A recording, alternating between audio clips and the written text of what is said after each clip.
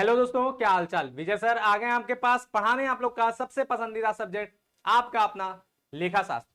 और आज की इस क्लास में हम लोग चैप्टर 1 के लेक्चर नंबर 4 पे पहुंच चुके हैं, जहां पर आपको जो है 3 शब्दों यानी कौन कौन सा, पुस्तक पालन जिसे बुक कीपिंग कहते हैं, लेखांकन जिसे अकाउंटिंग कहते हैं, और तीसरा हमारा लेखा कर्म जिसे हम लोग क्या कहते हैं या फिर जिसे लेखा शास्त्र भी कहते हैं, जिसे हम लोग अकाउंटेंसी कहते हैं। इन तीनों में जो है डिफरेंस जानेंगे, अंतर जानेंगे कि क्या होता है।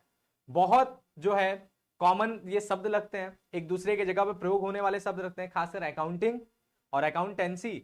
ये दोनों लोग जो शब्द हैं, ये शब्द में बच्चे ज्यादा कंफ्यूज हो जाते हैं और लगता है कि एक ही जैसा शब्द है। लेखांकन, लेखाकर्म और लेखाशास्त्र, ये जो ऐसे शब्द जो दिखते हैं सुनने में, ये बड़ा कंफ्यूज करते हैं। तो इनमें आज आप अंतर जानोगे कि आखिर में ये क्या होता है, और उसके साथ साथ जो है आप लोग लेखांकन का उद्देश्य क्या है इस बात को भी समझोगे। उद्देश्य समझना बहुत आसान है, क्योंकि कल आपने लेखांकन को पढ़ा था, समझा था, जाना था, और उसमें आपको यह बात पता चल गया था कि जो लेखांकन है वो क्या होता है, वो कौन कौन सी गतिविधियों से होकर के गुजरता है ना बात। तो आराम से आप जो है लेखांकन के उद्देश्य समझ लोगे, ठीक है, कि किस लिए हम लेखांकन करते हैं, यही बात है, तो बड़ा आराम से आप समझोगे। लेकिन फिलहाल हम लोग जानना है कि ये 3 शब्द जो है, पुस्तपालन, लेखांकन और लेखाकर्म, इन तीनों में क्या अंतर है, ठीक है। तो ये तीनों को समझने के लिए आप लोग फटाफट जो है क्लास को ज्वाइन कर लो। और जो बच्चे क्लास को ज्वाइन करते हैं या बुक कीपिंग कहते हैं, शास्त्र ये क्या होता है, पहले तो आज की इस क्लास में हम लोग जो है इन टॉपिक को कवर करने वाले हैं, जिसमें हमारा सबसे पहले कि पुस्तक पालन यानी बुक कीपिंग, इसको हम लोग अच्छे तरीके से जानेंगे, इसका अर्थ भी जानेंगे, इसकी परिभाषा भी जानेंगे, ठीक है, क्योंकि ये पूछा जाता है अलग से एकदम बकायदे। फिर उसके बाद ये पुस्तक पालन जो है इसकी परिभाषा भी जान लिए, और फिर लेखांकन का भी अर्थ और परिभाषा जानेंगे, जिसको हम लोग पहले भी जान चुके हैं कल की क्लास में, इसलिए इस पर ज्यादा चर्चा नहीं करेंगे। नॉर्मली इसका जो है आराम से अर्थ वगैरह देख लेंगे, जिसको हम इंग्लिश में कहते हैं अकाउंटिंग, ठीक है, ये जान लेंगे। और फिर लेखा कर्म यानी लेखा शास्त्र, ये दोनों एक ही होता है। लेखा कर्म यानी लेखा शास्त्र ये क्या होता है, इसके बारे में जानेंगे, जिसको इंग्लिश में लोग कहते हैं अकाउंटेंसी, ठीक है। तो आराम से आज आप लोगों को ये 3 शब्दों में बकायदे अंतर समझ में आ जाएगा, ये तीनों क्या है, किसको कब हम लोग किस नाम से संबोधित करते हैं। आप लोग पहले बताओ कि हम लोग जो सब्जेक्ट पढ़ रहे हैं, इस सब्जेक्ट को क्या कहते हैं, अकाउंटेंसी कहते हैं या अकाउंटिंग कहते हैं या बुक कीपिंग कहते हैं। आप जो सब्जेक्ट पढ़ो उस सब्जेक्ट को क्या कहते हो, बोलो बोलो। ये जो सब्जेक्ट है आप लोगों का, आज जो आप ये सब्जेक्ट पढ़ रहे हो, इस सब्जेक्ट को आप क्या कहते हो, इसको अकाउंटेंसी कहते हो, अकाउंटिंग कहते हो या बुक कीपिंग कहते हो।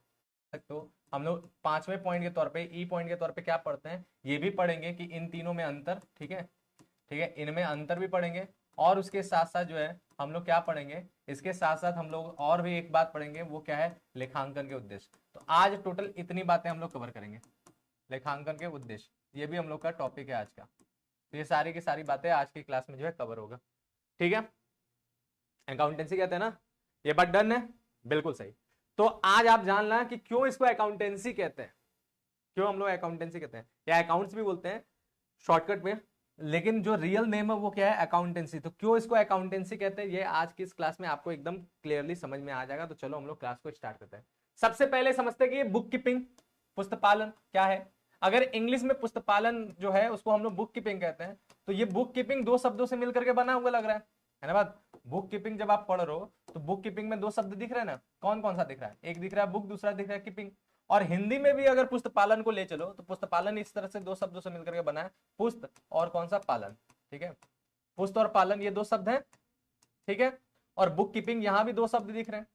तो शाब्दिक अर्थ इसका आपका क्या समझ में आ रहा है, किस कभी कभी क्या होता है ना, शब्दों से भी अर्थ निकल जाते हैं, है ना बात। जैसे जैसे अगर हम बात करें, है ना बात, बहुत से शब्द ऐसे होते हैं जिसके हमें अर्थ निकालना रहता है, तो हम लोग क्या करते हैं, हम लोग शब्दों के टुकड़ों में उसके अर्थ ढूंढने लगते हैं और शाब्दिक अर्थ निकालते हैं, ठीक। शब्दों के टुकड़ों में अर्थ ढूंढ के उसका शाब्दिक अर्थ निकालते हैं। तो यहां भी हम लोग यही काम करेंगे। एक सेकेंड,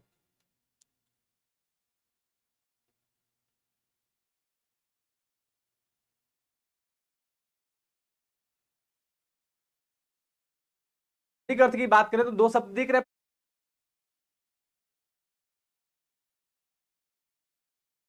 हाँ, तो क्या बात कर रहे थे हम लोग कि यहां पे अगर हम लोग शाब्दिक अर्थ की बात करें तो 2 शब्द दिख रहे हैं, पुस्तक और पालन, या बुक और कीपिंग। तो देखो, बुक का मतलब या पुस्तक का मतलब आप लोग समझते हो, पुस्तक बोलो या बुक बोलो, दोनों का मतलब एक ही होता है, ठीक है। इसका मतलब क्या, पुस्तक की बात हो रहा है, पुस्तक या बुक बोलो, इन दोनों का मतलब क्या हो रहा है, इन दोनों का मतलब हो रहा है कि भाई पुस्तक, यानी किसी ना किसी किताब की बात हो रहा है, किसी ना किसी पुस्तक की बात हो रहा है, ठीक है। और कीपिंग, कीपिंग मतलब किसी चीज को संभाल के रखना, पालन मतलब भी किसी चीज को संभाल के रखना, ठीक है, किसी को संभालना, ठीक है, या संभाल के रखना हम बोल रहे हैं, क्या कह सकते हैं हम लोग, संभाल कर रखना, ठीक है, ये हो गया। तो इस हिसाब से आपको पुस्तपालन का शाब्दिक अर्थ क्या समझ में आ रहा है कि पुस्तकों को संभाल कर रखना, यही समझ में आ रहा है। भाई किसी को भी पालने की बात करते हैं हम लोग, किसी जानवर को पालते हैं या किसी शख्स को पालते हैं, किसी इंसान को पालते हैं, तो क्या करते हैं, उसको संभाल करके उससे जो है अच्छे तरीके से रखते हैं ना, यही ना होता है पालना। और पुस्त पालन का मतलब भी क्या हो गया, पुस्तकों को पालना, पुस्तकों को संभाल कर रखना, है ना बात। तो क्या इसका समझ में आ रहा है, अगर इस शब्द के हिसाब से अगर हम लोग अर्थ निकाले, संभाल कर रखना मतलब अगर पुस्तक को हम लोग अलमारी में या कहीं व्यवस्था के साथ एकदम अच्छे तरीके से रख दिए हैं, संभाल के रख दिए हैं, तो यही समझ में आ रहा है ना कि यही पुस्तक पालन है। शब्दों के हिसाब से जाएंगे तो यही अर्थ समझ में आ रहा है कि पुस्तकों को संभाल के रख लेना, यही क्या है, यही पुस्तक पालन है। लेकिन एक्चुअल में ये पुस्तक पालन नहीं है, इस शाब्दिक अर्थ से आप इसका पूरा अर्थ नहीं समझ सकते हो, बल्कि इसका अर्थ ये निकलना है कि पुस्तकों में संभाल के रखना, ये पुस्तक पालन का अर्थ निकलना है। पुस्तकों को संभाल के रखना नहीं, पुस्तकों में संभाल के रखना। अब क्या है, पुस्तकों में संभाल के रखना यानी पुस्तक के अंदर कुछ रखना है, तो क्या रखना है पुस्तक के अंदर, तो पुस्तकों के अंदर हम लोग क्या रखते हैं, पुस्तकों के अंदर जो व्यवसायिक लेखा जोखा होता है ना, समझना, जो व्यवसायिक क्रियाकलाप होता है ना, व्यवसायिक लेन देन होते हैं ना, उस व्यवसायिक लेन देन को पुस्तकों के अंदर अच्छे तरीके से लिख करके उसको संभाल करके रख लेना ही, ताकि भविष्य में जब भी जरूरत पड़ेगा उस लेखांकन को, उस सौदों को जो लिखा है आपने, उसको आप देख सको। यही क्या है, यही पुस्तक पालन है, समझे। तो पुस्तक पालन का अगर शाब्दिक अर्थ के हिसाब से चलोगे तो यही मतलब होगा कि पुस्तकों में सौदों एवं घटनाओं को, जो वित्तीय प्रकृति के होते हैं, जो मौद्रिक घटनाएं होती हैं, मौद्रिक व्यवहार होती हैं, जिसे आर्थिक सौदे भी कहते हैं, उन सौदों एवं घटनाओं को क्या करना है, पुस्तकों के अंदर तिथिवार, क्रमानुसार, नियमानुसार अच्छे तरीके से नियमित रूप से लिख करके रखना ही क्या है, पुस्तक पालन है। ठीक, अब चलो इसी चीज को किताबी लैंग्वेज में देखो क्या बोला है।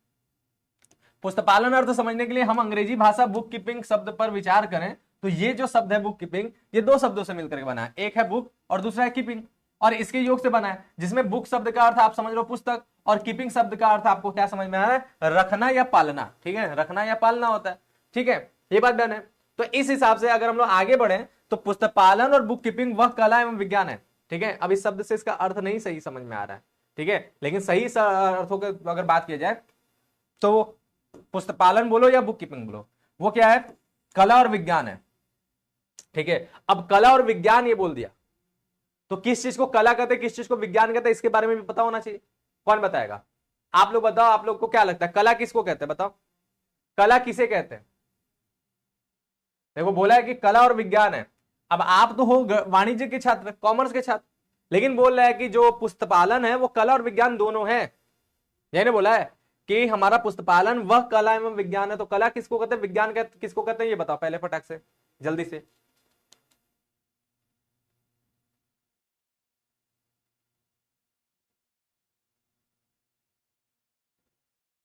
किसे कहते हैं,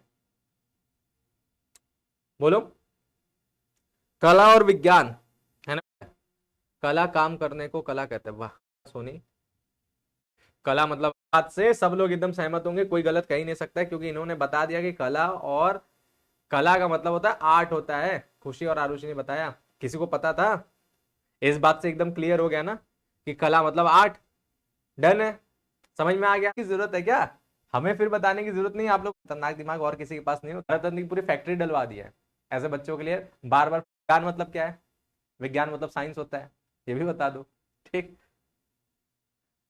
बात समझ में आ गया। हाँ देखो, अब आप लोगों ने जो बोला कि कला मतलब जो है अलग अलग तरह से आप लोग सोचते हो, तो जनरली क्या होता है ना, हम लोग जब बचपन से पढ़ते आए हैं तो कला में हम लोग जानते हो क्या सीखते हैं ना, कला में हम लोग पिक्चर्स बनाना सीखते हैं, है ना बात, पिक्चर्स ड्रॉ करना, यही सब बनाना सीखते हैं। तो दिमाग में बैठ गया है कि कला का मतलब क्या है, पिक्चर्स बनाना, ठीक है, कोई सीनरी बनाना, है ना बात, यही हम लोग को जो है कला का मतलब समझाया जाता है। लेकिन एक्चुअल में कला केवल वही नहीं है, वो कला का एक जो है एक विभाग है जिसको हम लोग चित्रकला कहते हैं। कला में भी कई ढेर सारे विभाग होते हैं, उसको हम लोग क्या कहते हैं, चित्रकला कहते हैं। आप एक बार बताओ खुद से, गाना गाना यानी गायन, गायन बताओ वो कला के विभाग में आता है कि नहीं, गायन भी कला है कि नहीं, गायन भी कला है ना। सिंगर लोग को क्या कहते हैं, आर्टिस्ट ही कहते हैं ना।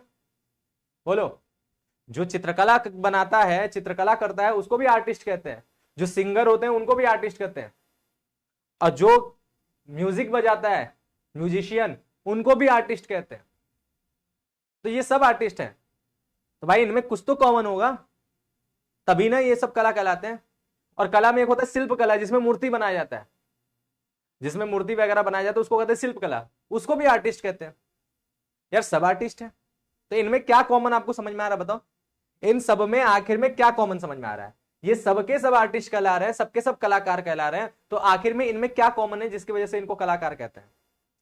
तो देखो, कला का मतलब होता है किसी भी कार्य को, समझ लेना, किसी भी कार्य को अगर हम सुव्यवस्थित, सुसंगठित, सुसज्जित तरीके से अंजाम तक पहुंचाते हैं, एकदम व्यवस्थित तरीके से अंजाम तक पहुंचाते हैं, ठीक है, तो वही क्या है, कला है। यानी किसी भी कार्य को सुव्यवस्थित, सुसंगठित, सुसज्जित तरीके से हम लोग करते हैं, तो वही क्या है, कला है। जैसे जैसे देखो, सब कोई गाना गा सकता है, सब कोई गाना गा सकता है, ऐसा कोई नहीं। और इंस्टाग्राम पे तो ऐसे ऐसे बहुत से लोग वायरल भी हैं जो इतने भयंकर भयंकर सुरीला तान छेड़ते हैं कि लोगों के कान के खून निकल आते हैं। है बात, है कि नहीं बात? ऐसे ऐसे टाइप के जो है गायक बने हुए हैं कि कुछ ऐसे ऐसे टाइप के गाना गा के भेजते हैं जिसको सुन लो तो कान से खून टपकना स्टार्ट हो जाए। ठीक है, कान के पर्दे चीख चीख के बोलेंगे कि बंद कर दो यार, बंद कर दो। ऐसे टाइप के भी हैं। तो वो कलाकार नहीं है। आम आदमी कोई भी गाना गाने लगेगा तो वो कलाकार नहीं है। कौन? अच्छा, जिसको सुर ताल और जो है सरगम वर्गम इन सब की जिसको समझ होती है, ठीक है, बात समझ रहे हो ना, जिसको राग की पता होता है, वही जो है क्या अच्छा गायक होता है, वो अच्छे से गा सकता है। तो वो गाएगा और दूसरा कोई गाएगा, तो दोनों में अंतर है। एक जो गाएगा जिसको सही सब चीज की नॉलेज है, अच्छे तरीके से जिसको गाना आता है, वो गाएगा तो आपको अच्छा लगेगा, मधुर लगेगा, आप उससे और गाने की डिमांड करोगे। लेकिन जो दूसरा वाला है ना, वो गाएगा तो आप कहोगे बंद कर दो भाई, बंद कर दो, कान दबा लोगे अपना। ठीक सेम इसी तरह अगर हम आपको गिटार बजाने के लिए दे दें, हम अपने आप को गिटार बजाने के लिए दे दें, तो हम सब लोग गिटार बजा सकते हैं। गिटार बजाना कौन सी बड़ी बात है, आता है कि नहीं? आप सबको गिटार बजाना आता है कि नहीं? अगर हम लोग आपके हाथ में अगर हम गिटार थमा दे तो सब लोग गिटार बजा लोगे कि नहीं बजा लोगे? बजा लोगे, सबके सब बजा लोगे ना। क्या दिक्कत है यार, लेके आराम से बजा लेंगे। लेकिन हम लोग जब बजाएंगे ना, तो हमें कुछ कॉर्ड्स का पता नहीं है, कौन कौन से स्ट्रिंग को दबाना है, कैसे दबाना है, और कौन से स्ट्रिंग को छेड़ना है, हम लोग को नहीं पता है। हम लोग कॉर्ड्स को नहीं पता है, हम लोग गिटार के किस तार को कब दबा के, कहां दबा के, किस तरह से छेड़े, नहीं पता है। ठीक है, तो हम बजाएंगे तो कुछ भी बज जाएगा, कुछ भी बज जाएगा। लेकिन अगर एक गिटारिस्ट को देंगे जिसको गिटार की नॉलेज, अगर वो बजाएगा तो वो क्या बजाएगा, वो बजाएगा तो लोगों को सुनने में अच्छा लगेगा, मधुर लगेगा, तो उसका बजाया हुआ अच्छा फील होगा। और हम लोग छेड़ेंगे तो मजा नहीं आएगा, है ना बात? वो मजा की बात नहीं होगा। तो इसका मतलब क्या है, जो कलाकार है उसे चीजों को अच्छे तरीके से करने आता है। जो कलाकार नहीं, उसे उस चीज का कोई नॉलेज नहीं, उसे उस चीज को करने नहीं आता है। इसीलिए ये एक कला है। यानी इसलिए कला है क्योंकि पुस्तकालय में क्या होता है ना, पुस्तकालय में लिखने का एक अपना सुव्यवस्थित, सुसज्जित, सुव्यवस्थित एक ढंग है ना बात? पुस्तकालय में जो लेखांकन जो लिखा जाता है वो ऐसे ही नहीं जहां मन वहां जैसे मन वैसे लिख दिया जाता है, ऐसे नहीं, बल्कि उसको एक बाकायदे फॉर्मेट होता है, सबका बाकायदे फॉर्मेट होता है, किस चीज को कहां पे किस तरह से लिखना है, इसका रूल है, उसी के अकॉर्डिंग उसको लिखना है, इसलिए इसको कला कहते हैं। ठीक है, इसलिए इसको कला कहते हैं। और विज्ञान किसको कहते हैं बताओ? विज्ञान के बारे में आप लोग क्या जानते हो? कला तो समझ में आ गया, है ना बात? कला सबको समझ में आ गया, आप बता दो विज्ञान किसे कहते हैं? आप लोगों ने एक एक भारत रत्न जीत लिया, खुश हैं? ठीक है, एकदम क्या था, नियम कानून हो गए तो विज्ञान हो गया। और कला का समूह, सिद्धांत, जब जहां पे सिद्धांत बना हुआ है कि किसी भी चीज में, यदि ध्यान रखना, अगर कोई भी कार्य हो रहा है, अगर उस कार्य को करने में सिद्धांत का प्रयोग होने लगा, कोई सिद्धांत बना हुआ है, कोई नियम कानून बना हुआ है, उसी को कहते हैं विज्ञान। ठीक है, तो विज्ञान का मतलब है सिद्धांतों का समूह। सिद्धांत जब जहां पे प्रयोग होता है वो विज्ञान होता है। विज्ञान सारा का सारा चीज, विज्ञान किस पे टिका है? सिद्धांत पे टिका है। ठीक है, तो सेम चीज, जब सिद्धांत और नियम कानून हो गए तो विज्ञान हो गया। और कला कब हो गया? जब सुव्यवस्थित, सुसज्जित तरीके से दिया जाए तो कला हो गया। तो इसलिए जो पुस्तकालय है वो विज्ञान भी है। रीजन जानते हो क्या है? रीजन ये है कि विज्ञान इसलिए है क्योंकि पुस्तकालय में जब लेखांकन होता है ना, समझना, पुस्तकालय में जब लेखांकन होता है ना, तो उस लेखांकन को करने के लिए किस चीज को डेबिट करना है, किस चीज को क्रेडिट करना है, क्यों करना है, इस सबके पीछे सिद्धांत हैं। तो सिद्धांतों का प्रयोग हो रहा है ना, इसलिए विज्ञान भी है। तो हमारा जो पुस्तकालय है वो कला और विज्ञान दोनों है। ठीक है, बात डन है? हमारा पुस्तपालन क्या है, कला और विज्ञान दोनों है। और आज हम आपको एक ट्रिक बता रहे हैं, आज हम आपको एक ट्रिक बता रहे हैं जिससे आप हमेशा इस चीज को याद रखना, बड़ी आसान पड़ेगा आपको कॉमर्स के किसी भी सब्जेक्ट को सॉल्व करना। ठीक है, एक एमसीक्यू आपका हमेशा सही होगा। क्या ध्यान रखना, हम लोग पढ़ रहे हैं कॉमर्स, आप लोग किस किस सब्जेक्ट के स्टूडेंट हो भाई? सभी लोग यहाँ पे कॉमर्स के स्टूडेंट हो ना? हम लोग जो है कॉमर्स के स्टूडेंट हैं। ठीक, अब ये जो कॉमर्स है इसे सामान्य बोलचाल में समांतर लोग समझते हैं कि भैया साइंस जो है एक सब्जेक्ट होता है, जिसको सबसे अच्छा सबसे बढ़िया मानते हैं लोग ज्यादातर, है ना बात? साइंस, यही सामान्य सामान्य धारणा के अनुसार सोचो। ठीक है, वैसे सारे सब्जेक्ट होते हैं लेकिन एक सामान्य धारणा क्या है कि साइंस को सबसे अच्छा मानते हैं। फिर उसके बाद जो है आर्ट्स एक सब्जेक्ट होता है, जिसे सामान्य धारणा में लोग क्या सोचते हैं कि आर्ट्स यार बेकार है, ठीक है, सबसे नीचे माना जाता है। ये सामान्य धारणा में, एक्चुअल में हम किसी सब्जेक्ट को अच्छा है बुरा नहीं कर रहे हैं, आप समझो इस बात को। सामान्य धारणा में लोग यही कहते हैं ना, मम्मी पापा पहले साइंस के लिए प्रेशर करते हैं, नहीं ले पाते हैं तो फिर कहते हैं कि कॉमर्स ले लो, वो भी नहीं ले पाते तब जाके आर्ट्स लेते हैं। या फिर कोई बच्चा अगर पढ़ने में बहुत ज्यादा खास नहीं तो उसको आर्ट्स दिलवा दो, आर्ट्स दिलवा दो, पास हो जाएगा। अरे भाई इसी पास थोड़ी ना हो जाएगा, जो कहीं नहीं पास हो सकता वो आर्ट्स में भी नहीं पास हो सकता। किसी भी सब्जेक्ट में पास होने के लिए क्या होना, पढ़ना पड़ता है, अच्छे तरीके से समझना पड़ता है। हर सब्जेक्ट जो है पढ़ाई मांगता है, ज्ञान मांगता है। कोई भी ऐसा नहीं कि कोई भी कहीं भी कैसा भी है एकदम टाइप का और लगा दो आर्ट्स में तो वो पास हो जाएगा, बिल्कुल नहीं। तो लेकिन सामान्य धारणा लोगों के दिमाग में पता नहीं क्यों बैठ गया। ये बात तो आप लोगों को पता ही है कि सबसे ऊपर साइंस रखते हैं, फिर आर्ट्स रखते हैं, फिर कॉमर्स रखते हैं, फिर आर्ट्स रखते हैं। ये बात आपको पता ही है ना? ये बात सबको पता है ना, ये चीज रखते हैं।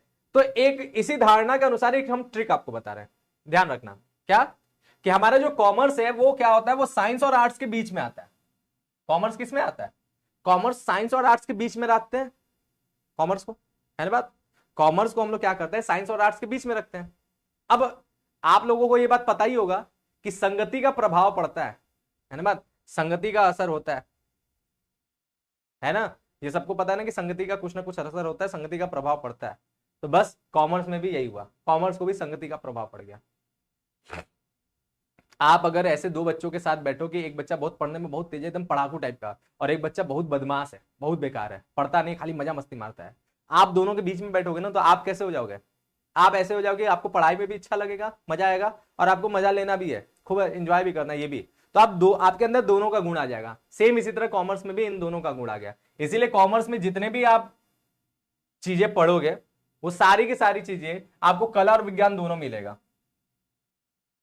कॉमर्स में आप जो भी चीजें पढ़ते हो उसमें कला और विज्ञान का दोनों गुण होता है, चाहे पुस्तपालन कला विज्ञान दोनों है, चाहे लेखांकन कला विज्ञान दोनों है, ठीक है, और चाहे मैनेजमेंट की बात कर ले हम लोग, ठीक है, वो भी कला और विज्ञान दोनों है। बात समझ लेना। एक सेकेंड,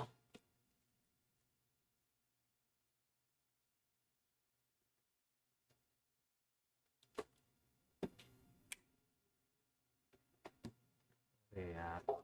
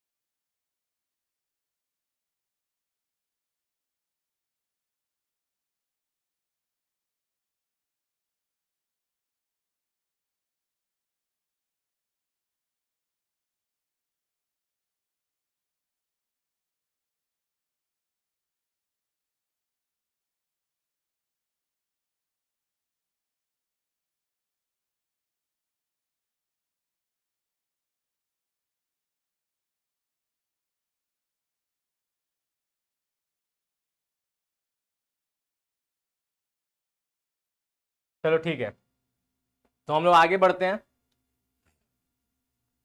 ठीक बात, हम लोग आगे बढ़ते हैं, देखते हैं सारी चीजें। तो अब आपको समझ में आया ना कि हम लोग जो भी बात करते हैं कॉमर्स के अंदर, ठीक, उस कॉमर्स के अंदर जितनी भी चीजें हैं उसमें कला और विज्ञान दोनों का गुण आपको मिलेगा। ठीक है, कला और विज्ञान दोनों का आपको गुण मिलेगा। मतलब क्या है, मतलब चाहे हम पुस्तपालन की बात करें, चाहे हम लेखांकन की बात करें, और इसके साथ साथ यदि हम लोग किसकी बात करेंगे, यदि हम लोग बात करेंगे प्रबंध की भी, जो आपको क्लास 12th में पढ़ना है, वहां भी आपको कला और विज्ञान दोनों का गुण मिलेगा। ठीक है, तो आराम से आप इसको टिक भी लगा दोगे, तुक्का भी मार दोगे। ठीक है, आराम से आप इसको टिक लगा दो। अगर एमसीक्यू में पूछा जाएगा, कोई भी पूछेगा तो तुरंत समझ लेना कॉमर्स की बात है, कला विज्ञान दोनों होगा।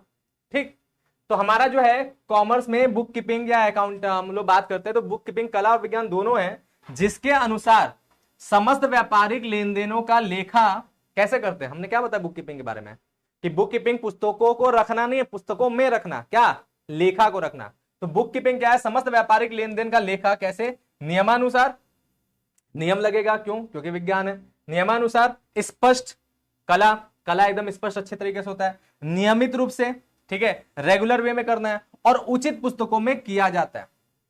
जिस चीज में जिसको रखना है उसको उचित रूप से उचित पुस्तकों में उसको लिखा जाता है। ठीक बात, तो ये हो गया। फिर इसके बाद क्या है, फिर इसके बाद बोला है इसे बही खाता भी कहा जाता है। याद रखिए, बुक कीपिंग को हिंदी में बही खाता भी कहते हैं।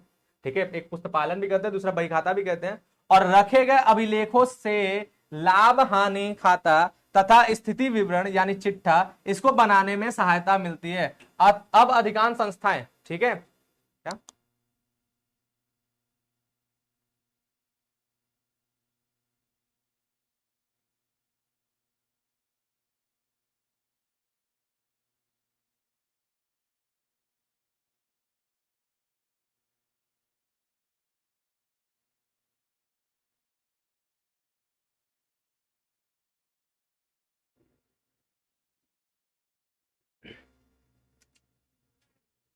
तो यहां पर बात हो गया।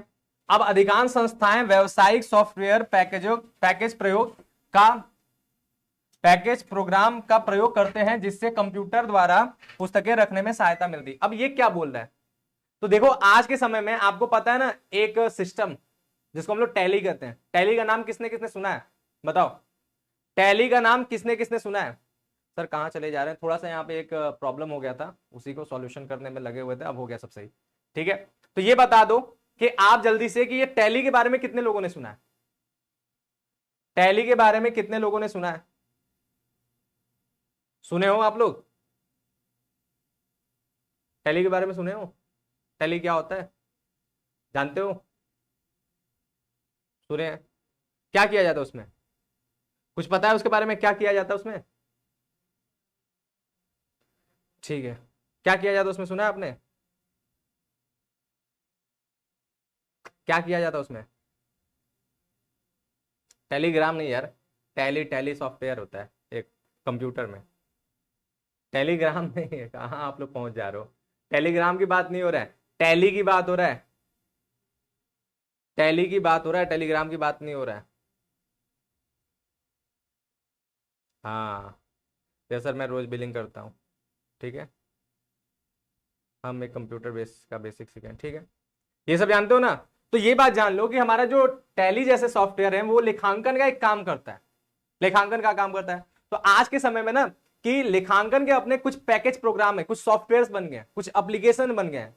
तो आज के समय में जो पुस्तपालन है वो क्या होता है, उसी सॉफ्टवेयर के माध्यम से हो जाता है, लेखांकन उसी सॉफ्टवेयर के माध्यम से हो जाता है, पुस्तपालन का काम उसी सॉफ्टवेयर के माध्यम से हो जाता है। जैसे एक टैली, हमने एक सॉफ्टवेयर का नाम लिया है ना, बात समझ रहे हो। तो यही आपको समझना है क्या, कि आपका जो है ना लेखांकन का जो पुस्तपालन वाला हिस्सा है आजकल कंप्यूटराइज हो जा रहा है। तो कंप्यूटराइज अकाउंटिंग करके भी आप लोग का एक चैप्टर है, इसीलिए आपके सिलेबस में कंप्यूटराइज अकाउंटिंग नाम का भी एक चैप्टर है, उसको भी आप लोग देखना, थ्योरी के तौर पे है, लास्ट में आपको मिलेगा सबसे आखिरी में। ठीक है, तो ये बात डन है, तो समझ में आया। तो पुस्तपालन क्या है, पुस्तपालन को अगर एकदम आसान शब्दों में देखो, इन सारी चीजों को छोड़ दो, एकदम आराम से अपने शब्दों में अगर लिखना है, आसान शब्दों में लिखना है, तो क्या लिखोगे, पुस्तपालन वह कला एवं विज्ञान है जिसमें व्यापारिक, ठीक है, जिसमें व्यापारिक मौद्रिक सौदों को, मौद्रिक सौदे, वित्तीय सौदे, ऐसे सौदे जिसे मुद्रा में व्यक्त किए जा सकते हैं, तो ऐसे लिखना है, पुस्तपालन एक वह कला एवं विज्ञान है जिसमें व्यापारिक लेन देन, लेकिन कौन से व्यापारिक मौद्रिक लेन देनों को, लेन देनों का लेखा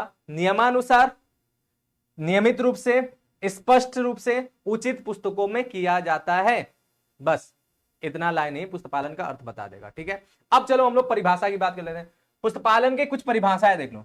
तो अलग अलग लोगों ने अलग अलग तरीके से पुस्तपालन की परिभाषाएं समझाया। जैसे सबसे पहले हम लोग देखें तो R N Carter. R N Carter जो है क्या बोलते हैं। अब आप बोलोगे सर अगर हम लोग आशा समझ लिए तो परिभाषा की क्या जरूरत है।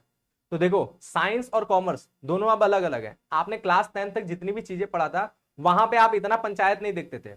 आप या तो आशय समझ लेते थे या तो परिभाषा समझ लेते थे। लेकिन अब आप कॉमर्स में आ गए तो कॉमर्स, क्योंकि हमने अभी समझाया कि कॉमर्स जो है वो कला और विज्ञान दोनों के बीच में आता है, इसका इसके अंदर दोनों का गुण है। ये बात हमने समझाया ना, इसके अंदर दोनों का गुण है। तो आपको इस बात को समझना पड़ेगा क्या कि हमारा जो कॉमर्स है ना उसमें आपको टू द पॉइंट भी बातें लिखना है, एकदम फैक्ट वाली बातें भी लिखना है, और आर्ट्स की तरह लंबा चौड़ा बना के भी लिखना है। आर्ट्स के सब्जेक्ट जो पढ़ते हैं ना उनसे पूछना उनकी थ्योरी बहुत ज्यादा होती है, बहुत ज्यादा उनको लिखना पड़ता है। और जो साइंस पढ़ते हैं उनसे पूछना, वो बहुत ज्यादा लिखना नहीं रहता, उनको बस प्रिंसिपल पता होना चाहिए, नियम कानून पता होना चाहिए, एकदम फैक्चुअल बातें वो लिखते हैं, एकदम तथ्यात्मक बातें लिखते हैं, इधर उधर घुमा के लिखने की जरूरत नहीं पड़ता है। लेकिन कॉमर्स जो है क्योंकि इन दोनों के बीच में है, इसलिए कॉमर्स के सब्जेक्ट में ज्यादा भी लिखना है और फैक्चुअल बातें भी लिखना है। इसीलिए कॉमर्स के सब्जेक्ट में आपको लगभग जब भी आप लॉन्ग क्वेश्चन लिखोगे किसी भी बोर्ड के हो, जब भी आप लॉन्ग क्वेश्चन लिखोगे तो उस लॉन्ग क्वेश्चन के अंदर आपको आशय भी लिखना है, ठीक है, आशय भी लिखना है, और उसके साथ साथ आपको जो है ना परिभाषा भी लिखना है। कितने परिभाषा, कोई एक परिभाषा जरूर लिखना है। परिभाषा क्या होता है और आशय क्या होता है, दोनों में अंतर समझो। परिभाषा ये होता है कि इसमें आप किसी ना किसी को कोट करके लिखते हो, किसी ना किसी का नाम लिख करके लिखते हो। जैसे देखो यहां पर क्या है, आर एन कार्टर, इसका हमने नाम यूज किया, ठीक है। यहां जो परिभाषा है दूसरा वाला, ये किसका परिभाषा है, ये नॉर्थ कार्ट, इसका परिभाषा है, ठीक है। तो नॉर्थ कोट का परिभाषा, आर एन कार्टर का परिभाषा। तो हम लोग किसी ना किसी को कोट करके जब लिखते हैं वो होता है परिभाषा, और जब अपने शब्दों में, सरल शब्दों में हम कोई चीज व्यक्त करते हैं तो वो होता है आशय, ठीक है। तो अब जब भी लॉन्ग क्वेश्चन लिखना है तो आपको कम से कम ये दो बातें करना पड़ेगा, ठीक है। बात समझ में आया ना। तो जब भी आपको जो है लिखना पड़ेगा तो आपको ये दो बातें लिखना पड़ेगा लॉन्ग में। इसीलिए हम हर चीज का देखना आपको आशय परिभाषा दोनों दिखाते चलेंगे, ठीक है बात। चलो तो यहां बोला आर एन कार्टर क्या, आर एन कार्टर के अनुसार पुस्तपालन हिसाब की पुस्तकों में मुद्रा तथा माल के, ठीक है, हिसाब की पुस्तकों में मुद्रा यानी पैसे से रिलेटेड, या माल यानी माल तो आप समझ ही चुके हो, माल से संबंधित, के हस्तांतरण से संबंधित सभी व्यापारिक सौदे के अभिलेखन की कला एवं विज्ञान है। तो पुस्तपालन क्या है, मुद्रा से संबंधित यानी मौद्रिक लेन देन, या फिर माल से संबंधित, यानी माल से संबंधित भी मौद्रिक लेन देन ही हो जाएगा, इसलिए माल यहां पे बोल दिया। इन सभी लेन देनों के हस्तांतरण से संबंधित जितने भी लेन देन होंगे उन सभी लेन देनों के क्या करना है, अभिलेखन की कला। अभिलेखन की मतलब उनको लिखने की कला है, ठीक है। अब इसने क्या बोला, इसने कला एवं विज्ञान दोनों बोला ना, इसने भी केवल कला तो बोला नहीं, तो लिखने की कला एवं विज्ञान है। तो पुस्तपालन का जब भी होगा आपको कला विज्ञान दोनों मिलेगा। अब देखो नॉर्थ कोर्ट ने भी इसी तरह समझाया, क्या बोला है, पुस्तपालन वाणिज्यिक अथवा वित्तीय लेन देन, वाणिज्यिक अथवा वित्तीय लेन देनों के मौद्रिक स्वरूप को लेखे की पुस्तकों में लिखने की कला है। इसने बताया नॉर्थ कोर्ट ने कि ये जो ना वित्तीय जो लेन देन होते हैं, है ना बात, वित्तीय लेन देन का जो मौद्रिक स्वरूप होता है, यानी ऐसा स्वरूप जिसको मुद्रा में व्यक्त किया जा सकता है। हम लोग जब लेखांकन करते हैं ना तो उसे किस में लिखते हैं, रुपए में ही लिखते हैं ना। जैसे भारत में हम लोग इंडियन रुपये में लिखते हैं, अमेरिका में लिखना होगा तो यूएसडी में लिखेंगे, यानी यूनाइटेड स्टेट डॉलर में लिखेंगे। तो जहां पे हमें लिखना रहता है वहां पे हम लोग उस हिसाब से काम करते हैं, ठीक है। अपने देश में अपने देश की मुद्रा में लिखेंगे, किसी दूसरे देश में अगर हम लोग पढ़ते हैं तो उस देश की मुद्रा में लेखांकन होता है, लेकिन मुद्रा में ही लेखांकन होता है, ठीक है, मुद्रा में ही लिखान होता है। इसीलिए यहाँ पे मौद्रिक स्वरूप को लिखने में बोला है, ठीक है। तो वित्तीय लेन देनों के मौद्रिक स्वरूप को लेखे की पुस्तकों में जो लिखा जाता है ना, इसी लिखने की कला क्या है, पुस्तपालन कहलाता है, ठीक बात। पुस्तपालन समझ में आ गया सबको, पुस्तपालन क्या होता है, डन है, बात समझ में आया। चलो नेक्स्ट बात देखो, नेक्स्ट हमारा क्या होता है, अब बात करते हैं लेखांकन का अर्थ। लेखांकन का क्या अर्थ है, क्या परिभाषा है। तो लेखांकन हम लोग कल भी पढ़ चुके हैं, इसलिए इसमें हम ज्यादा डिटेल में नहीं गए। पुस्तपालन देखो हमने आशय भी लिखवाया और परिभाषा भी लिखवाया। हम लेखांकन में आपको आशय परिभाषा दोनों नहीं लिखाएंगे, बस लेखांकन क्या होता है ये समझ लो, सिंपल सा, ठीक है। क्योंकि पिछले क्लास में भी हो गया था। क्या डाउट आ गया,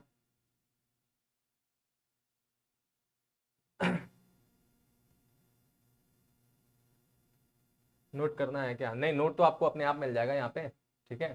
सर टेस्ट कब से होगा, जैसे चैप्टर कंप्लीट हो गया वीकली टेस्ट स्टार्ट हो गया। सर सीए का एग्जाम हिंदी में होता है क्या, बिल्कुल। सर कंप्यूटर क्लासेस भी चलेगी क्या, नहीं कोर्स में जो जो सब्जेक्ट लिखा है वही चलेगा। सर बैलेंस शीट किसे कहते हैं, अभी पढ़ाया जाएगा तो पता चल जाएगा। बिजनेस की क्लास लगेगी या नहीं, आज के बाद से लगना स्टार्ट हुआ है। आज की क्लास सर बहुत अच्छी लग रही है, so super, thank you so much Shivam. Sir CA का एग्जाम हिंदी में होता है क्या, बिल्कुल, ठीक है। चलो तो डन है बात। अब देखो लेखांकन क्या होता है। तो लेखांकन की अगर हम लोग बात करें तो वित्तीय प्रकृति के व्यवहारों, कल भी हम लोग समझा था, हम एक नया आशय आपके सामने ले आए हैं, कल का भी नोट्स आपके पास होगा, उसमें आप लेखांकन का मतलब समझे हुई हो। सेम उसी का हमने थोड़ा सा रूपांतरित, थोड़ा अलग टाइप का एक आशय ले आया, ठीक है। इसके अनुसार लेखांकन क्या है, इसके अनुसार लेखांकन देखो, वित्तीय प्रकृति के व्यवहारों, व्यवहार किसको कहते हैं, व्यवहार का मतलब ही होता है लेन देन यानी सौदा, ठीक है। व्यवहार का मतलब ही क्या होता है, लेन देन, ठीक है, लेन देन या फिर हम लोग बोलते हैं सौदे। तो व्यवहार वित्तीय प्रकृति, वित्तीय प्रकृति भी हमने कल की क्लास में समझा था, वित्तीय प्रकृति यानी जिस भी लेन देन को मुद्रा में व्यक्त किया जा सके उसी को हम लोग वित्तीय प्रकृति कहते हैं। तो वित्तीय प्रकृति के व्यवहारों का लेखा पुस्तकों में लिखने की ऐसी विधि, वित्तीय प्रकृति के व्यवहारों को लेखा पुस्तकों में लिखने की एक ऐसी विधि, जिस विधि में क्या होता है, जिसके आधार पर उन व्यवहारों की पहचान, यानी जब लिखा जाता है तो उसमें हम लोग क्या करते हैं, पहले व्यवहार की पहचान करते हैं कि व्यवहार किस टाइप का है, ठीक है। फिर पहचान के बाद उसका मापन करते हैं, उसे मुद्रा में मापते हैं, फिर उसके बाद उसका संप्रेषण करते हैं। संप्रेषण करने का मतलब जो सूचनाएं लिखने के बाद आती है उसे हम लोग व्यक्त करते हैं सबके सामने, ठीक है। हमने लेखांकन किया तो लेखांकन करने का जो भी उद्देश्य है, जिसके लिए हमने लेखांकन किया, किसी ना किसी के लिए तो लेखांकन क्या होगा ना, तो उस लेखांकन को क्या करते हैं, उस लेखांकन को सबके सामने व्यक्त भी करते हैं, ठीक है। तो वही बात हो गया, ठीक है। तो संप्रेषण उन व्यक्तियों को किया जा सके जो उसकी व्याख्या और संक्षिप्तीकरण कर उसके परिणाम जानना चाहते हैं, जो उस लेखे से उसकी व्याख्या करते हैं। व्याख्या क्या होता है, व्याख्या का मतलब होता है निर्वचन, कल हमने बताया था, कल हमने निर्वचन का शब्द बताया था ना। तो व्याख्या यानी वो निर्वचन करते हैं और उसका संक्षिप्तीकरण करते हैं। संक्षिप्तीकरण का मतलब यहां पर, अभी यहां पर संक्षिप्तीकरण का मतलब क्या समझोगे, विश्लेषण, ठीक है।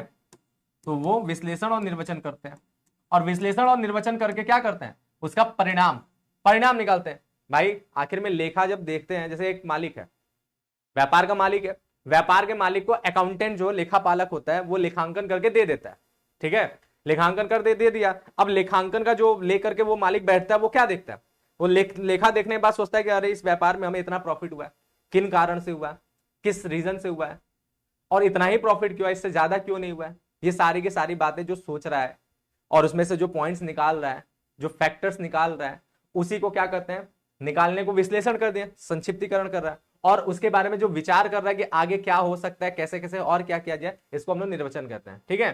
तो इसी को जानना चाहता है, तो लेखांकन क्या है, यही कार्य करता है।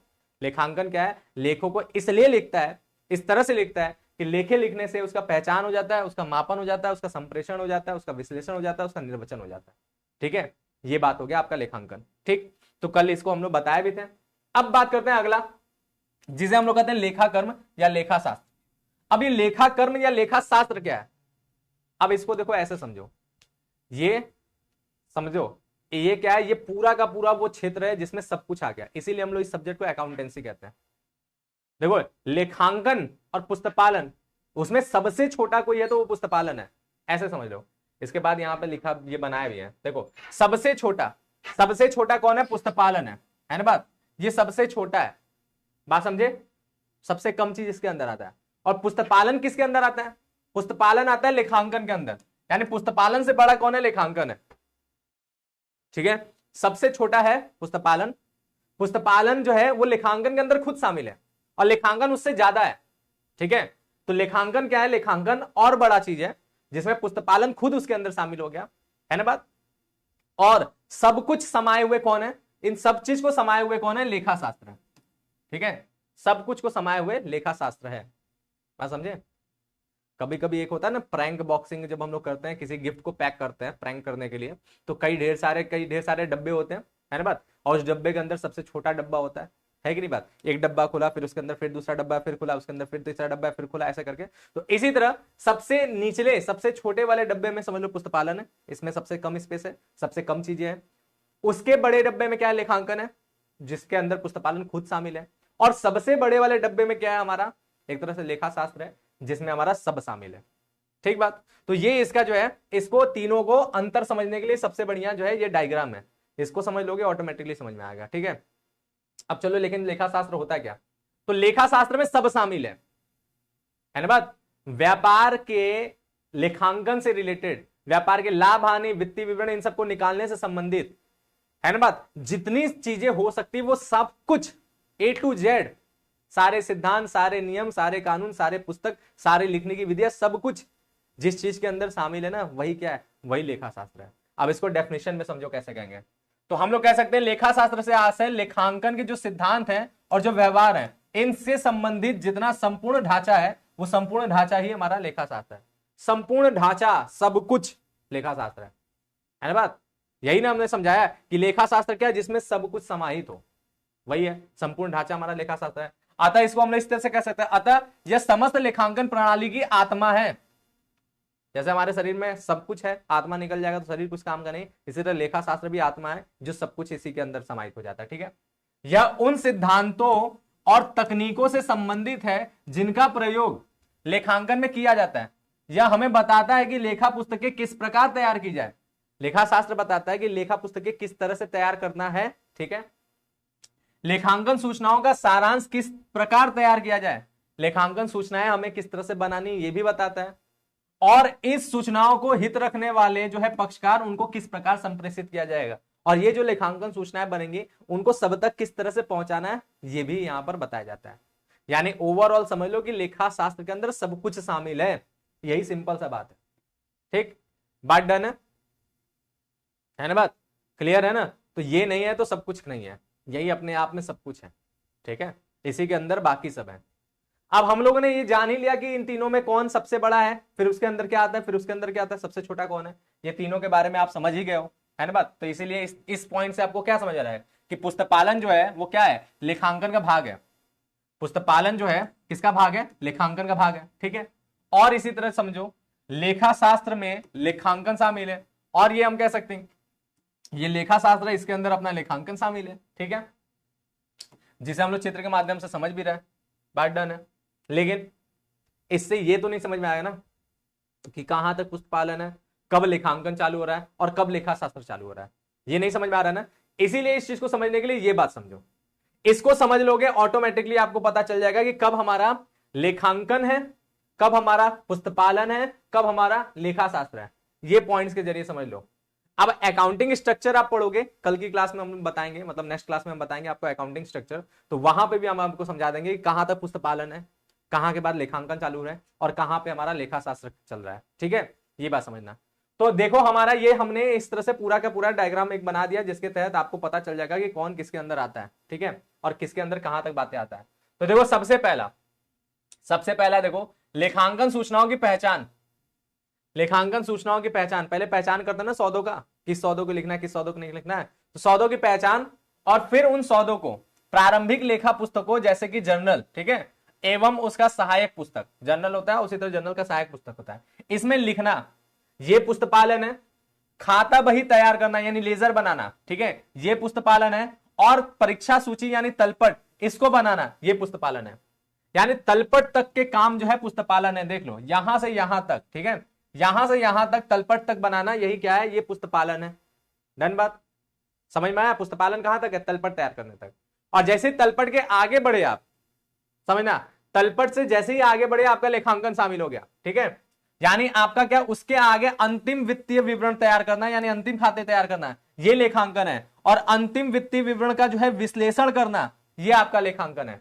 तो यहां से यहां तक अगर हम लोग बढ़ जाएं तो ये पूरा का पूरा लेखांकन है, जिसमें ऑटोमेटिकली पुस्तपालन भी शामिल हो गया। समझ लो, पुस्तपालन के ये 3 पॉइंट तो है ही, साथ ही साथ ये 5वां और ये 6ठा, ये दोनों पॉइंट शामिल कर दोगे तो लेखांकन बन जाएगा। ठीक बात। और उसके बाद अगर और आगे बढ़े तो फिर उसके बाद क्या है, उसके बाद लेखांकन सूचनाओं का संक्षेपीकरण, विश्लेषण, निर्वचन और संप्रेषण, ये अगर कार्य जोड़ दें तो ये पूरा का पूरा हमारा, अगर सारे कार्य कंप्लीट हो गए तो ये पूरा का पूरा कार्य हमारा लेखा कर्म कहलाता है। ठीक है, तो लेखा कर्म हो गया, उसके अंदर लेखांकन हो गया और सबसे अंदर पुस्तपालन हो गया। और किसके अंदर क्या क्या बातें आ रहा है, इस बात से बात एकदम क्लियर हो जा रहा है। डन है बात, समझ में आया सबको कि किसके अंदर क्या है। ठीक है, संध्या पूछने के साथ तलपट क्या होता है, देखो जब न्यूमेरिकल्स वाले चैप्टर, इस बात से बात एकदम क्लियर हो जा रहा है। डन है बात, समझ में आया सबको कि किसके अंदर क्या है। ठीक है, संध्या पूछने के साथ तलपट क्या होता है। देखो इसमें अभी जितनी भी बातें हैं ना कि सर जनरल क्या होता है, सर लेजर क्या होता है, सर ट्रायल बैलेंस क्या होता है, सर फाइनल अकाउंट क्या होता है, ये जितनी भी बातें, ये सब आपको स्टेप बाय स्टेप पढ़ते चले होगे। जब न्यूमेरिकल्स वाले चैप्टर स्टार्ट होंगे ना तो एक एक चैप्टर्स हैं ये सारे के सारे, और सब आपको मिलता जाएगा। ठीक है, सब आपको मिलता जाएगा एक एक चैप्टर्स के तौर पे, आराम से आपको धीरे धीरे सारी की सारी बातें मिल जाएगा। लेखा कर्म कहां तक आएगा, इससे एकदम बातें क्लियर हो जाएगा। ठीक, समझ में आ गया। चलो अब नेक्स्ट बात देखो, अब इसी में आपको जो है एक बहुत इंपॉर्टेंट क्वेश्चन आप लोग के एग्जाम में पूछे जाते हैं, चाहे टेस्ट हो चाहे हाफ ईयरली एग्जाम हो, क्या कि पुस्तपालन और लेखांकन में अंतर याद करना। हमने अंतर आपको दे दिया है, आप लोग इसमें जो है कई ढेर सारे पॉइंट होंगे, आपको कम से कम 6 पॉइंट याद कर लेना है, ठीक है, कोई भी 6 पॉइंट आप याद कर लेना, ठीक है, इसमें से कोई भी 6 पॉइंट आप याद कर लेना अपने मन के अकॉर्डिंग। टोटल 8 है, 6 याद कर लेना, क्यों, क्योंकि मिनिमम 6 आपको लिखना पड़ेगा, याद करना पड़ेगा, देना पड़ेगा, तो आप 6 पॉइंट आप इसको अच्छे तरीके से याद कर लेना, ठीक है बात, समझे। और इसी तरह कभी कभी ये भी पूछा जाता है, ये बहुत कम पूछा जाता है कि लेखांकन और लेखाकर्म यानी लेखा शास्त्र में अंतर, ये बहुत कम पूछा जाता है, लेकिन इसके भी पूछने के चांसेस होते हैं, अब जो है पूछने लगा, पहले नहीं पूछा जाता था, तो अब इसको भी हम इसलिए दे दिए हैं, तो ये पॉइंट भी आपका जो है टोटल 5 अंतर हमने दिया है, इस पॉइंट को भी आप याद कर लेना, ठीक है। तो ये अंतर आपको हमने दे दिया नोट्स में, क्योंकि हो सकता है कि आपके किताब में हो सकता है आपके किताब में ना हो सकता है आपके किताब में कुछ अलग टाइप के अंतर हो, ये आसान अंतर है जो हमने आपको दे दिया, आप लोग इसको बढ़िया से याद कर लेना, एग्जाम में जरूर पूछा जाता है, अच्छे तरीके से उसको देख लेना, याद कर लेना, ठीक, याद हो जाएगा। क्या उद्देश्य है, किस लिए, चलो अब बात करते हैं हम लोग अगला, आज का अगला टॉपिक जो हमारा क्या है, लेखांकन के उद्देश्य। अब समझना है कि आखिर में हम लोग लेखांकन करते हैं तो उसका कारण क्या है, क्या उद्देश्य है, किस लिए लेखांकन करते हैं, है ना बात। लेखांकन का हम लोग ऑब्जेक्टिव समझेंगे कि आखिर में हम लोग लेखांकन करते हैं तो भाई किस लिए करते हैं, ठीक, समझ लो, हम लोग जो लेखांकन करते हैं तो वो आखिर में किस लिए करते हैं, हम लोग को ये भी पॉइंट्स पढ़ेंगे, उन सब जगह पे बार बार लेखांकन शब्द यूज होगा, और हम आपको एक ट्रिक बता रहे हैं, एक बात समझा रहे हैं, अगर क्वेश्चन में ध्यान रखना, अगर क्वेश्चन में पुस्तपालन की विशेषता, पुस्तपालन का उद्देश्य, पुस्तपालन से रिलेटेड कोई भी बात पूछे, ठीक है, अगर क्वेश्चन में लेखाकर्म की विशेषता, लेखाकर्म का उद्देश्य और लेखाकर्म से रिलेटेड कोई भी बात पूछे, और अगर पुस्तक क्वेश्चन में आपके लेखांकन से संबंधित कोई भी बात पूछे, याद रखना हम आपको लेखांकन से संबंधित ही सारी बातें बताएंगे, ठीक है, जनरली लेखांकन के बारे में पूछा जाता है, लेकिन याद रखना कि हम आपको लेखांकन के बारे में ही सारी बातें बताएंगे, लेकिन अगर क्वेश्चन में लेखांकन की जगह पुस्तपालन या लेखाकर्म से रिलेटेड भी बातें पूछेगा, आप वही आंसर देना, बस आशय सेम टू सेम मत लिख देना, आशय हमने अलग अलग बताया ना, परिभाषा हमने अलग अलग बताया ना, लेकिन जब एग्जाम में अगर ये पूछे कि पुस्तपालन का उद्देश्य बताओ, जो उद्देश्य यहां पे पढ़ा रहे हैं सेम उद्देश्य लिख देना। अगर एग्जाम में पूछे कि लेखांकन का जो है उद्देश्य बताओ, यही पॉइंट लिखना। अगर एग्जाम में पूछे लेखाकर्म का उद्देश्य बताओ, यही पॉइंट लिखना, समझे। यानी क्वेश्चन बदल दे नाम, तब भी आपको यही पॉइंट लिखना है, क्योंकि लेखांकन, पुस्तपालन, लेखाकर्म अपने आप में सब क्या है, एक दूसरे के पूरक हैं, सब एक दूसरे के अंदर समाहित है ना, ऑटोमेटिकली आप इसको याद करोगे तो सबका आंसर बन गया, ठीक, समझ में आ गया। तो अच्छे तरीके से आप लोग जो है इसको कंप्लीट कर लेना, इसको समझ लेना। आप फटाफट देखते हैं कि भाई क्या है। तो पहला, अगर हम लोग लेखांकन के उद्देश्यों को पॉइंट वाइज समझे तो सबसे पहला पॉइंट क्या बोल रहा है कि व्यापारिक लेन देनों को नियमित एवं सुव्यवस्थित ढंग से पूर्ण लेखा करना। सबसे पहला तो काम यही ना, लेखांकन क्यों करना है, क्या जरूरत है लेखांकन का। हमने आपको पूरा इतिहास समझाया था कैसे कि मानव जो है आधुनिक आदि काल में कैसा था, आदि मानव था, बहुत पहले अगर मनुष्य था तो आदि मानव था, उसको ना व्यापार से मतलब था ना लेखांकन से मतलब था। लेकिन जैसे जैसे जैसे जैसे मानव सभ्य होते गया तो फिर क्या हुआ, व्यापार का जन्म हुआ। और व्यापार का जन्म हुआ तो पहले सौदे बहुत कम होते थे, छोटे मोटे होते थे, थोड़े मोड़े होते थे, तो उसे जो है लिखने की जरूरत नहीं होता, तो उसका दिमाग इतना बड़ा था कि आराम से चीजें याद कर लेता था, सारी चीजें दिमाग में बैठ जाता था, है कि नहीं बात। लेकिन फिर क्या हुआ, फिर व्यापार बढ़ने लगे, जनसंख्या बढ़ने लगा, व्यापार बढ़ने लगा, सौदे बढ़ने लगे, फिर क्या हुआ, फिर दिमाग में याद करना बड़ा कठिन हो गया, दिमाग में चीजों को रखना बड़ा कठिन हो गया। तो फिर इसीलिए क्या हुआ, लिखने की आवश्यकता पड़ी, सौदों एवं घटनाओं को लिखने की जरूरत पड़ी, ताकि पता चल सके कि भैया हम जो माल बेच रहे हैं, जो माल खरीद रहे हैं, इन सब जो लेन देन कर रहे हैं, इसमें हमें लाभ हो रहा है कि हानि हो रहा है। ऐसा तो नहीं ना कि गवा रहे हैं, ऐसा तो नहीं है ना। तो हमें क्या हुआ, लिखने की जरूरत पड़ा, और लिखने की जरूरत पड़ा इसीलिए हमें लेखांकन की जरूरत पड़ा। तो व्यावसायिक सौदे जो हमारे होते हैं, व्यावसायिक जो लेन देन होते हैं, उसको नियमित रूप से इसलिए क्योंकि जब रेगुलरली काम करेंगे तभी नहीं छूटेगा, अगर नियमित रूप से काम ना करो तो छूट जाता है, लोड हो जाता है। जैसे आप लोग देखो, आप लोग रेगुलर क्लास करोगे ना, मेरा नियमित रूप से क्लास करोगे ना, अगर आपने मेरा क्लास स्किप कर दिया, छोड़ दिया, नहीं किया, तो फिर क्या होगा, बैकलॉग बनेगा, बैकलॉग बनेगा तो आपको फिर आगे की चीजें समझ में नहीं आएगा और फिर आपको दिक्कत होगा। सेम इसी तरह लेखांकन भी नियमित रूप से होगा, अगर नियमित रूप से नहीं करेंगे लेखांकन तो क्या होगा, चीजें गड़बड़ आएगा, रिजल्ट खराब आ जाएगा, ठीक है। तो लेखांकन नियमित रूप से होता है और सुव्यवस्थित ढंग से होता है। सुव्यवस्थित ढंग से क्यों होता है, क्योंकि आपने अभी समझा कि लेखांकन क्या है, कला विज्ञान दोनों है ना बात, कला विज्ञान दोनों, तो इसलिए यहाँ पे सुव्यवस्थित ढंग से होगा। और पूर्ण लेखा होता है, यानी जो भी चीजें सौदा होगा उसका पूरा का पूरा लेखा करोगे, कोई भी चीज छोड़ना नहीं है। तो ये पहला उद्देश्य है, ठीक है। तो लेखांकन का प्रथम उद्देश्य सभी व्यवसायिक लेन देन को पूर्ण एवं व्यवस्थित रूप से लेखा करना है। सुव्यवस्थित ढंग से लेखा करने से भूल की संभावना नहीं रहती और परिणाम शुद्ध प्राप्त होता है। सही तरीके से सुव्यवस्थित ढंग से नियमित रूप से अगर लेखा करोगे तो गलती होने की चांसेस नहीं है और जो रिजल्ट निकलेंगे वो एकदम सही निकलेंगे, क्योंकि मेन लेखांकन का यही उद्देश्य है ना कि हम लाभ या हानि पता कर पाए। ठीक है, लेखांकन का सबसे पहला उद्देश्य यही है कि हमें क्या करना है, हमें लाभ या हानि पता करना है कि हमारा बिजनेस में लाभ हो रहा है कि नहीं हो रहा है, ऐसा तो नहीं कि हानि हो गया। ठीक, चलो दूसरा उद्देश्य क्या है? दूसरा उद्देश्य लेखांकन का यह है कि शुद्ध लाभ हानि का निर्धारण करना। दूसरा उद्देश्य कहता है कि भैया लाभ हो रहा है या हानि हो रहा है इसका निर्धारण करना। जैसे हमने बोला ना कि सारा कहानी ही इसीलिए बना है क्योंकि मनुष्य के मन में लालच आया था, हमने बताया था ना, और लालच आया था तो उसने लाभ का सोच करके, फायदा का सोच करके माल बेचना स्टार्ट किया, लेन देन करना स्टार्ट किया, है ना बात, और इसीलिए व्यापार का ही जन्म हुआ। और जब जब उसके मन में लालच आया तो उसे यह भी पता करना होगा कि हम जो है बेच रहे हैं, लेन देन कर रहे हैं, तो इसमें हमें लाभ हो रहा है कि नहीं हो रहा है या हानि हो रहा है, इसीलिए लेखांकन का जन्म हुआ। तो इसीलिए लेखांकन का उद्देश्य क्या है? लेखांकन का उद्देश्य है कि व्यापार में कितना लाभ हो रहा है या कितना हानि हो रहा है एक्चुअल में इसका हमें ज्ञान हो, इसलिए लेखांकन करते हैं। और लेखांकन करते करते लास्ट में हम लोग एक खाता बनाते हैं जिसे हम लोग कहते हैं क्या? व्यापारिक खाता, लाभ हानि खाता। इस व्यापारिक खाता और लाभ हानि खाता के माध्यम से हम लोग पता कर पाते हैं कि व्यापार में कितना लाभ हुआ या कितना हानि हुआ। ठीक है, तो लेखांकन का दूसरा उद्देश्य एक निश्चित अवधि का लाभ हानि ज्ञात करना होता है। लाभ हानि ज्ञात करने के लिए व्यापारिक और लाभ हानि खाता, ठीक है, व्यापारी लाभ हानि खाता यानी प्रॉफिट एंड लॉस अकाउंट या आय विवरण यानी इनकम स्टेटमेंट तैयार करता है। आय विवरण, ठीक है, आय विवरण यानी इनकम स्टेटमेंट जो है तैयार करता है। इन दोनों के जरिए हम लोग क्या करते हैं, अपना शुद्ध लाभ या शुद्ध हानि ज्ञात कर लेते हैं। ठीक, नेक्स्ट हमारा क्या, नेक्स्ट बता रहा है क्या कि व्यवसाय की वित्तीय स्थिति का ज्ञान करना। वित्तीय स्थिति जिसे हम लोग कहते हैं फाइनेंशियल पोजीशन, फाइनेंशियल पोजीशन, इसके बारे में हमने बताया था, बोलो याद है? फाइनेंशियल पोजीशन, हम आपसे अगर पूछेंगे बताओ किसी भी व्यक्ति को देख करके, समझो कोई व्यक्ति है ना, आप मान लो उस व्यक्ति के बारे में आपको जो इंफॉर्मेशन चाहिए वो सारे इंफॉर्मेशन आपको मिल सकता है। आप कौन सा इंफॉर्मेशन उसके बारे में जुटाओगे जिससे आप बता कर पाओगे कि वो व्यक्ति अमीर है कि गरीब है, उसका फाइनेंशियल पोजीशन स्ट्रांग है कि वीक है? क्या आपको चाहिए बताओ? किसी भी व्यक्ति को पहचानना है कि वह व्यक्ति बहुत अमीर है या गरीब है, वो फाइनेंशियल रूप से बहुत मजबूत है या बहुत ही कमजोर है, फाइनेंशियल पोजीशन उसका कैसा है, अच्छा है कि खराब है। तो आप क्या देखोगे उस व्यक्ति का, बताओ जल्दी से, सारे के सारे बच्चे बताओ। हाँ, ट्रेड डिस्काउंट का जनरल में एंट्री नहीं होता है, बिल्कुल अमित कुमार। हम लोग जब जनरल एंट्री पढ़ेंगे तो एक बार फिर से हम डिस्काउंट के बारे में बताएंगे। अभी तो डिस्काउंट को हमने एकदम बेसिक रूप से समझाया ना, तो डिटेल में हम लोग उसको जानेंगे। ठीक है, एक बार बता दो सभी लोग, जल्दी से बता दो क्या।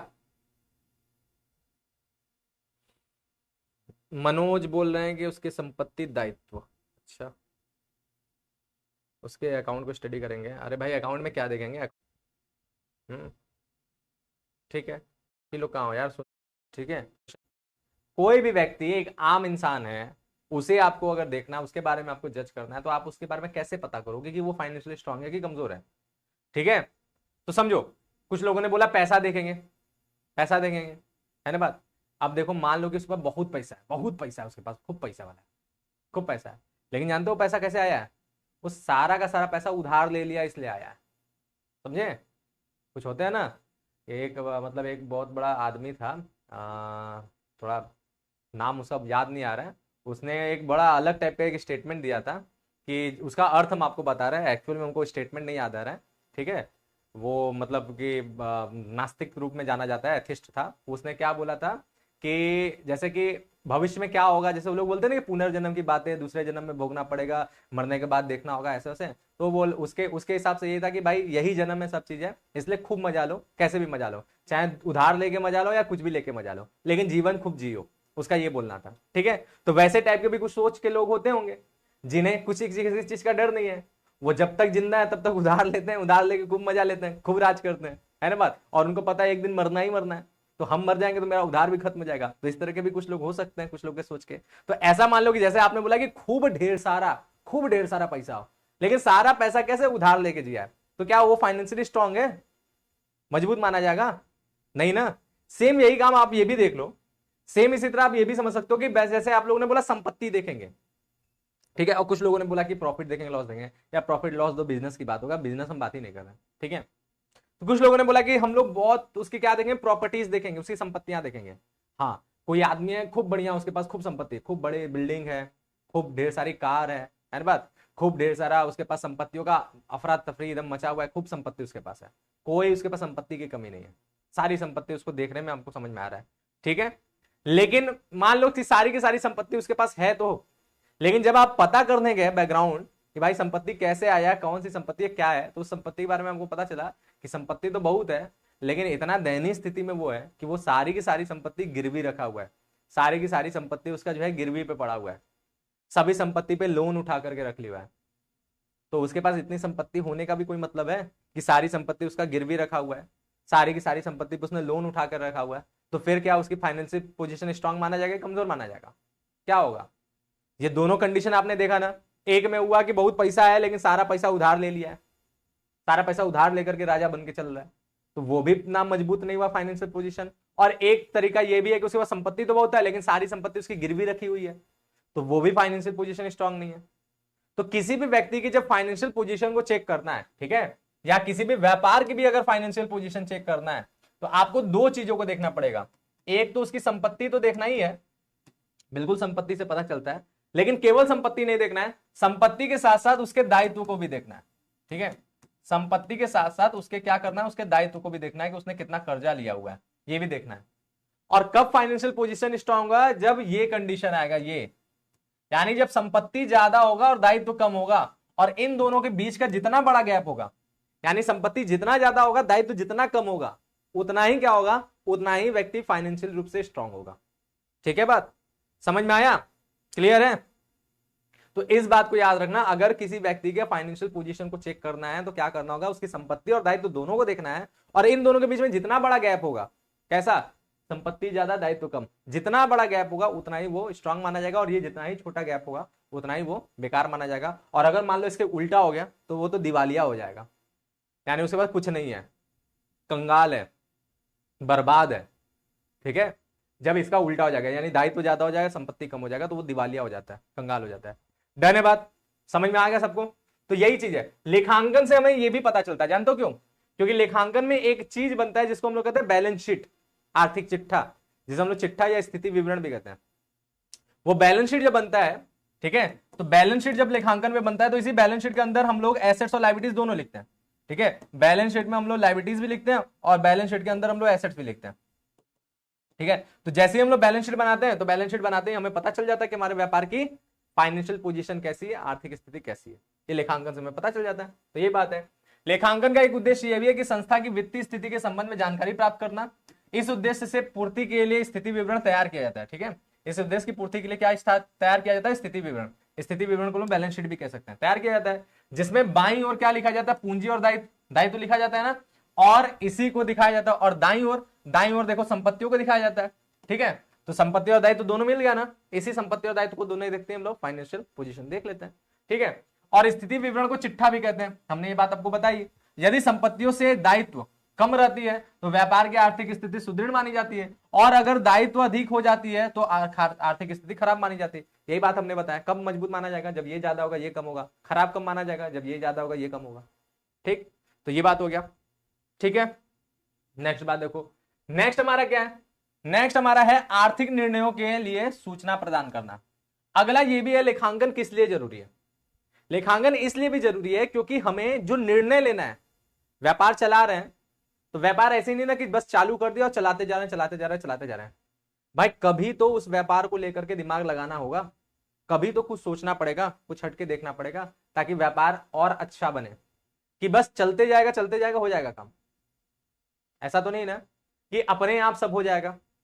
भाई जब तक हाथ पैर नहीं मारोगे, कुछ करोगे नहीं, तब तक कुछ अच्छा नहीं होगा ना, है कि नहीं बात?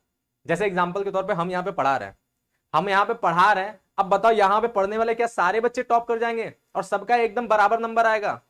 बोलो, यहाँ जितने बच्चे पढ़ रहे हैं ऐसा बताओ कि क्या सारे के सारे स्टूडेंट्स सबका बराबर नंबर आएगा, सबके सब एकदम एक ही नंबर से एक ही बराबर टॉप कर जाएंगे? ऐसा मुमकिन है? क्योंकि क्लासेस तो एक ही दे रहे हैं, हम ही दे रहे हैं, हमसे ही पढ़ रहे हो, तो सबके सब ऐसा तो नहीं कि हमसे पढ़ रहे हो तो एकदम इक्वल सबके दिमाग में जा रहा है, सबके सब एकदम इक्वल टॉप कर जा रहे हैं, नहीं ना। सब अलग अलग नंबर लाएंगे, सब अलग अलग लाएंगे। जानते हो क्यों? क्योंकि मेरे बाद आप लोग का भी प्रयत्न मायने रखता है कि कौन बच्चा कितना मेहनत करके खुद भी पढ़ रहा है। खुद से भी आप मेहनत करोगे तब जाके।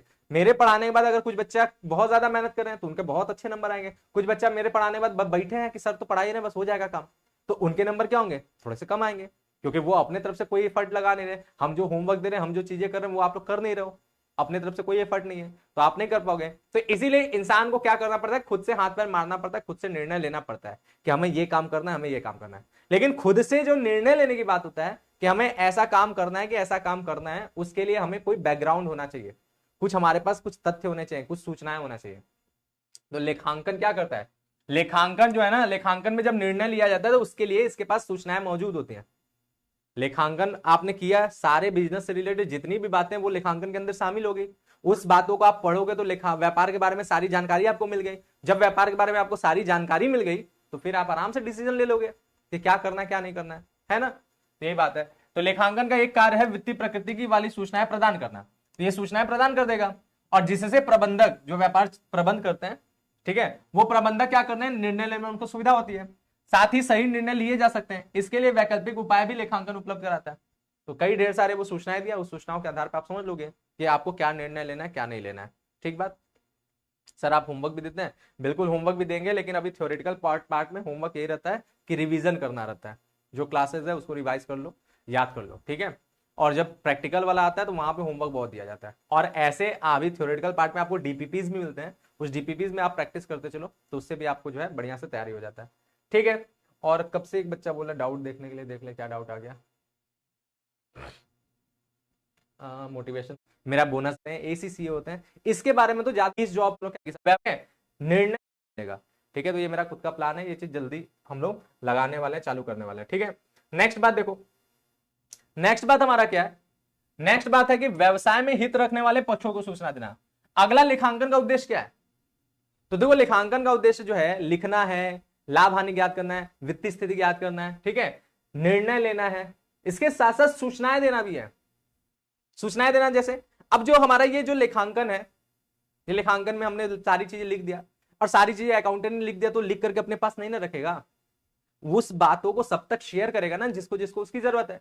तो सब तक शेयर करना भी इसका जो है उद्देश्य है। जैसे क्या व्यवसाय में के कई पक्ष होते हैं, व्यवसाय में जो है ना, व्यवसाय में जो इंटरेस्ट रखने वाले कई लोग होते हैं, कई पक्ष होते हैं जिनको व्यवसाय में रुचि होता है, व्यवसाय के बारे में इंफॉर्मेशन जानकारी उनको लेना होता है।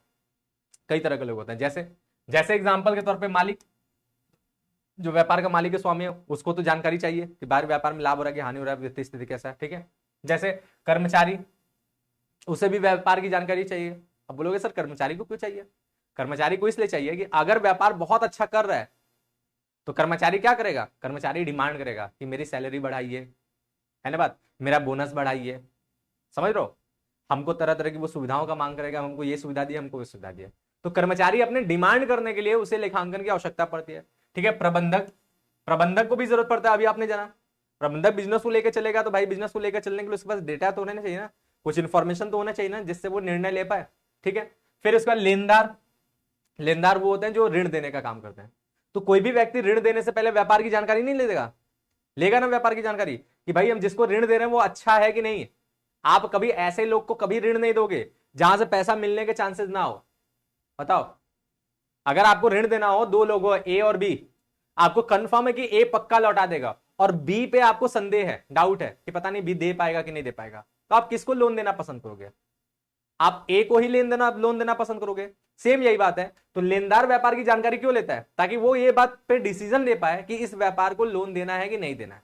लेखांकन से उसे पता चल जाता है। ठीक है, फिर विनियोजक, विनियोजक यानी इन्वेस्टर, इन्वेस्टर वो होते हैं जो व्यापार में धन लगाते हैं लाभ की आशा से। व्यापार में लगा रहे तो डुबा तो नहीं देगा ना, बर्बाद तो नहीं हो जाएगा ना मेरा पैसा, ये तो नहीं ना सोचोगे, है कि नहीं बात? आपके दिमाग में ये तो नहीं होगा कि पैसा डूब जाए, पैसा बर्बाद हो जाएगा, तो आप क्या करोगे? आप क्या करोगे? आप व्यापार के पहले सारे के सारे आंकड़ों को देखोगे, सारे लेखांकन को देखोगे, समझोगे कि व्यापार लाभ कमा सकता है कि नहीं, व्यापार आगे बढ़ सकता है कि नहीं। अगर व्यापार लाभ कमाने वाला, आगे बढ़ने वाला, तभी आप उसमें पैसा लगाना पसंद करोगे। तो इसलिए ये भी जरूरत पड़ता है। ठीक है, तो इसी प्रकार के बहुत पक्षकार होते हैं जो व्यापारिक सूचनाओं को कलेक्ट करते हैं और उसके हिसाब से अपना डिसीजन लेते हैं। ठीक है, तो लेखांकन इनके लिए भी जरूरी है, लेखांकन का ये भी उद्देश्य है। ठीक है, तो व्यवसाय में हित रखने वाले विभिन्न पक्षों को उनसे संबंधित सूचनाएं उपलब्ध कराना भी लेखांकन का एक उद्देश्य है। ठीक बात। है लेखांकन करने के लिए। नेक्स्ट हमारा क्या है? नेक्स्ट हमारा है कानूनी आवश्यकताओं को पूरा करना। इसके अलावा लेखांकन इसलिए भी जरूरी है क्योंकि कानून कहता है लेखांकन करने के लिए, समझे? कुछ कानूनी जरूरतें होती है जिसमें लेखांकन करना जरूरी है। अगर आप लेखांकन नहीं करोगे तो वो कानूनी जरूरतें पूरी नहीं हो पाएगी। ठीक है, बात समझे? तो इसलिए भी लेखांकन करना जरूरी होती है। तो लेखांकन एक उद्देश्य विभिन्न वैधानिक आवश्यकताओं की पूर्ति करना भी है। लेखांकन प्रत्यक्ष और अप्रत्यक्ष करों के लिए रिटर्न दाखिल करने के लिए सबसे अच्छा आधार माना जाता है। जो इनकम टैक्स रिटर्न फाइल होता है ITR, आप लोग कॉमर्स वाले हो, इसके बारे में एक बार पढ़ना, ठीक है? इसके बारे में एक बार गूगल सर्च करना, आप लोग इसके बारे में इंफॉर्मेशन जुटाना, ठीक है? ITR फॉलो होता है, ITR फाइल किया जाता है, इनकम टैक्स रिटर्न जिसको कहते हैं, है ना बात? अब आयकर जब रिटर्न को फॉलो किया जाता है तो उसके लिए क्या होता है? उसके लिए आंकड़े देखना पड़ता है कि कौन कितना पैसा कहां कहां से आ रहा है, कहां कहां से कमा रहा है, उसके हिसाब से इनकम टैक्स रिटर्न फाइल होता है। उसे व्यापार के लिए भी क्या होता है ना, टैक्स रिटर्न फाइल होता है व्यापार के लिए भी। तो व्यापार के लिए भी प्रत्यक्ष और अप्रत्यक्ष जिस प्रकार के भी कर लग रहे हैं, इन दोनों के लिए उसको रिटर्न फाइल करना पड़ता है। तो रिटर्न फाइल करने के लिए उसके पास आधार होना चाहिए ना, लेखांकन होना चाहिए ना, उसी के हिसाब से रिटर्न फाइल किया जाता है। तो रिटर्न फाइल करने पे भी ये सहायता प्रदान करता है। तो वैधानिक आवश्यकताओं की भी ये क्या करता है? पूर्ति करता है। तो ये सारे के सारे काम क्या है? लेखांकन के उद्देश्य है। लेखांकन इन कारणों से किया जाता है, ठीक है? लेखांकन जो है इन सभी कारणों से किया जाता है। तो चलो बस आज की क्लास हो गया समाप्त। और होमवर्क, ठीक है, एक बच्चा पूछ भी रहा